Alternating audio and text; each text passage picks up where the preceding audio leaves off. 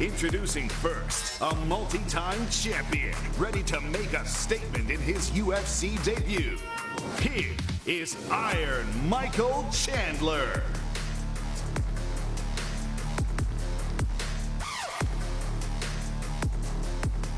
And his opponent, New Zealand's finest, coming off a 2020 in which he put on two of the best fights of the year. Introducing the always entertaining Dan the Hangman Hooker.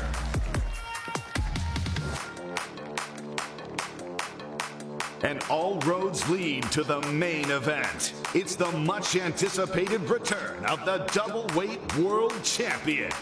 A man who's changed the fight game forever. The owner of the fastest knockout in UFC title fight history. Here is the Irish megastar, the notorious Conor McGregor.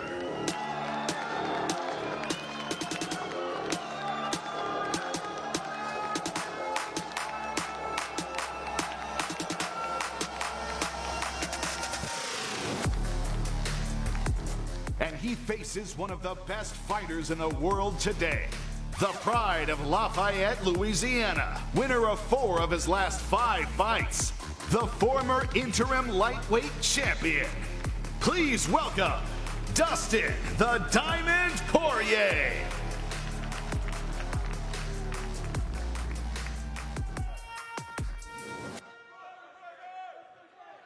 What's up, Abu Dhabi? How are you guys? Thanks for coming out today. We appreciate it. Who's got the first question? Conor, I'd like to start with you. Welcome back, of course. First things first, I mean, this entire pandemic, I think we've wondered, what would a Conor McGregor fight be like with no crowd, and now it's limited crowd? So now that you're kind of in the building, you're getting a sense for what the atmosphere is like, and we think about you. The bright lights are on, the big crowds, that's when you perform. How does that affect your energy, your focus on fight night? I tell you what, it feels pretty good right now, you know, the crowd here. I know it's a small crowd, but it feels good, so I'm very happy to be here. Fair enough. And of course, as you said, this is a big fight, you know, pay-per-view headliner, but it's interesting. I mean, you have a victory over Dustin. There may be a title fight on the line, maybe there's not, we don't really know. So what provided kind of your daily motivation? I mean, you know, that extra practice, that extra grind that you might not want to go to, what was providing that for you? My love for the game, my love for competition, my love for combat. You know, Dustin has put on an incredible run since our last fight. It's been a long time coming. Yes, I did get the win over him the first time. But, you know, he's rose right up and he's back up there at the top of the division. So I'm excited to go and compete with him again. Fair enough. And you went out there and kind of made a pretty bold prediction. You said you think you can get it done in 60 seconds. You know, I know you have a lot of respect for him, but I wonder, I mean, that puts a lot of pressure on you, right? I mean, you win in the second round or you edge out a decision, maybe it was a letdown. So any regrets in making that prediction? Do you stand by it? You know, well, I got him out of there in 90 seconds the first time. So, I mean, I'm not that far off. But, you know, that's a complete confidence in my preparation and in my abilities. I know Dustin's a hell of a competitor. I know there's questions here. He's heavier. He's up on a different weight. But he's more experienced. I feel I can do it. However, you know, there are question marks regarding conditioning and things like that. I know his team has been spouting about the conditioning and that. I have put in a lot of work to get myself correctly to the 155-pound frame. I got 40 seconds inside the octagon in 2020, which caused major frustration in my, you know, it's not enough. I need more. So I'm going to go in there, and I believe I can get him out there and possibly will hit him early and hurt him. But, you know, I hope for a good long bout. And last thing for me, Conor, I mean, it's kind of, I think probably no coincidence in the timing, but you were named in a lawsuit this week. I just wonder if you have any comments on that and if that's affecting your focus. I mean, I think that's a lot on your shoulders ahead of a big fight like this.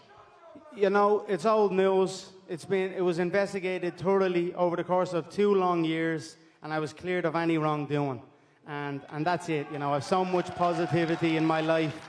I've got a great challenge ahead of me on Saturday night.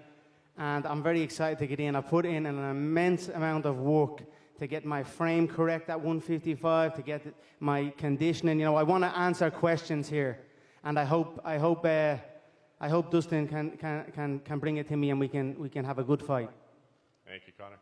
For Dustin, I wanted to ask you. I mean, you fought this year in the Apex, put on a Fight of the Year type candidate, right? Does that provide any benefit? I mean, this atmosphere is unique. It's different, right? I mean, does that give you any kind of an edge once you go in there, or is an octagon an octagon? An octagon's an octagon. It's good. It's actually good to see us moving in this direction and fans coming back. That's the direction we need to be, opening things up as safe as we can. And the UFC and Abu Dhabi here are doing that. So I'm excited to put on a show for these guys. Yeah.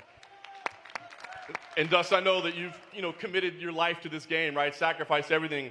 You never had a $100 million boxing match. You know what I mean? You don't have a whiskey brand that's distributed around the world. I know you like the saying 25 minutes to make life fair.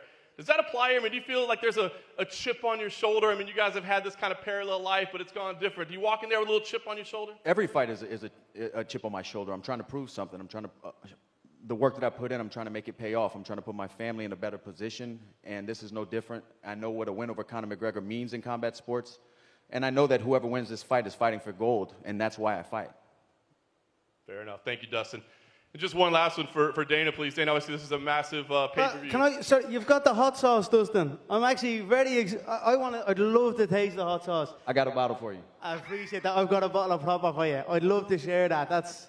So, you know what I mean? He's putting in the work. I've been highly impressed. I think the whole business has been highly impressed.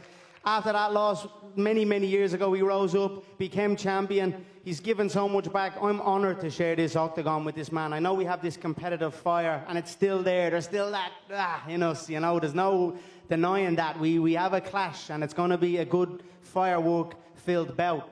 But the respect is admirable for this man from me.